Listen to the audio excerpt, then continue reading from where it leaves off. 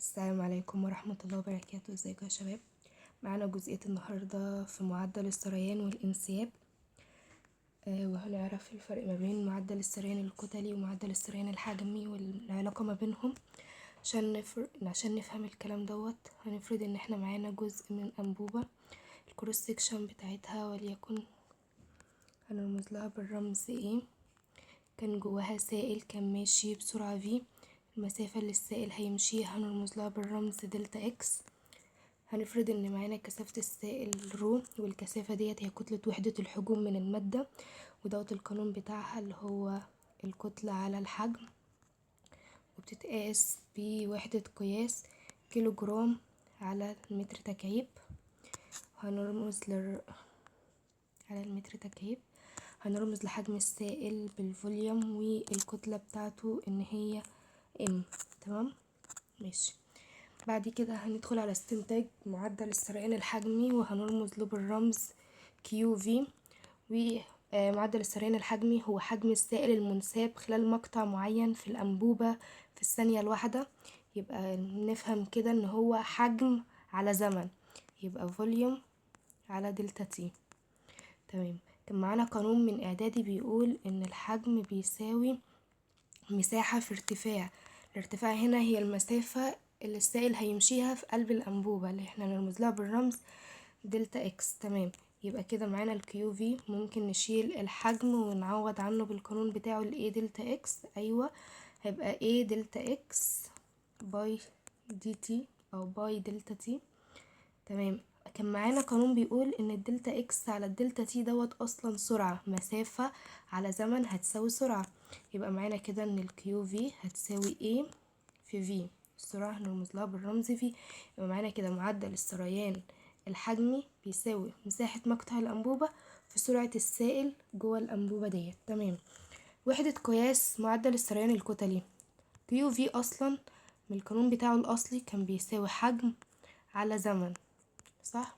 الحجم كان وحدة قياسه ايه؟ كانت متر تكعيب. طيب والزمن كان ثانية، يبقى كده وحدة قياس الكيو في بتكافئ متر تكعيب على الثانية. تمام.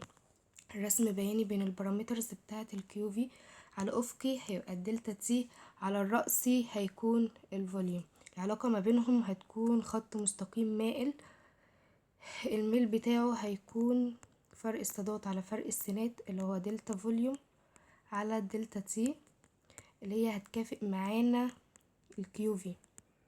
يبقى الميل هنا الفوليوم على الزمن هيدينا معدل السريان الحجمي.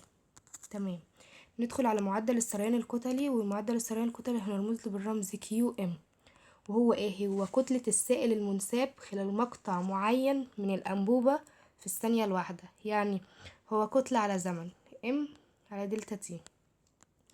تمام. كان معانا قانون بيقول ان الكثافة بتساوي ام على فوليوم، صح؟ طب ما طرفين فوسطين عشان نجيب الام هيدينا ان الكتلة بتساوي كثافة السائل في حجمه. تمام. ينفع اشيل ام ديت واعوض عنها برو فوليوم؟ ايوه. هيطلع معانا ان الكيو في، الكيو ام بقى عذرا، هتساوي رو فوليوم على الدلتا تي. تمام. هي مش كان معانا ان الفوليوم برضو بيساوي A دلتا اكس، صح؟ تمام. ممكن اشيله واعوض عنه ب A دلتا اكس. ايوه، يبقى الكيو ام تطلع معايا رو A دلتا اكس على الدلتا تي. هو انا مش كان معايا ان الدلتا اكس على الدلتا تي دي هتساوي السرعة اللي هي في؟ ايوه، يعني ممكن اشيلها واحط في. ايوه، يبقى الكيو ام هتساوي ايه؟ هتساوي رو A V. يبقى الكيو ام معدل السريان الكتلي هيساوي كثافة السائل في مساحة مقطع الأنبوبة في سرعة السائل داخل مقطع الأنبوبة دوت. تمام. طيب وحدة قياسه ايه؟ الكيو ام قانون الأصل بتاعه كان ام باي دلتا تي.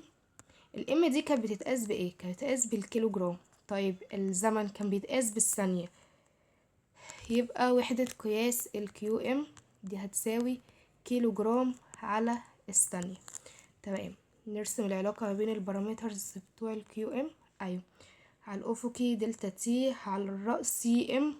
العلاقة خط مستقيم مائل، الميل بتاعه فرق السادات على فرق السينات. دلتا ام على دلتا تي اللي هو هيطلع معايا بالكيو ام. يبقى العلاقة ما بين الكتلة والزمن هتطلع معايا معدل السريان الكتلي. تمام. هو مش معدل السريان الكتلي اللي هو الكيو ام ده كان بيساوي رو اي في؟ هو مش الرو الاي في الفي دي، عذرا الاي في الفي دي اصلا كانت بتساوي الكيو في اللي هي معدل السريان الكتلي. يبقى يطلع لي علاقة هنا ما بين معدل السريان الكتلي، عذرا يا شباب، الاي في الفي دي معدل السريان الكتلي، يبقى يطلع لي علاقة معدل السريان الحجمي، معلش، هيطلع لي علاقة كده ان ما بين معدل السريان الكتلي هيساوي رو كيو في. يبقى يطلع لي علاقة ما بين معدل السريان الكتلي ومعدل السريان الحجمي. يبقى كده معدل السريان الكتلي اللي هو الكيو ام بيتناسب مع معدل السريان الحجمي تناسب طردي، وثابت التناسب هنا هيكون هو كثافة السائل. يبقى الكيو ام هتساوي رو في الكيو في. يبقى كده استنتجنا علاقة ما بين الكيو ام والكيو في، والثابت اللي ما بينهم هيكون هو كثافة السائل. تمام، الثابت اللي ما بينهم هيكون كثافة السائل. يبقى بما ان الكيو ام هيساوي رو A في الفي، احنا عارفين ان الاي في الفي دي اصلا اللي هي الكيو في معدل السريان الحجمي، يبقى ممكن نشيله ونحط الكيو في. تمام، يبقى الكيو ام هتساوي الرو كيو في، ومن هنا استنتجنا ان الكيو ام بتتناسب طردي مع الكيو في. تمام.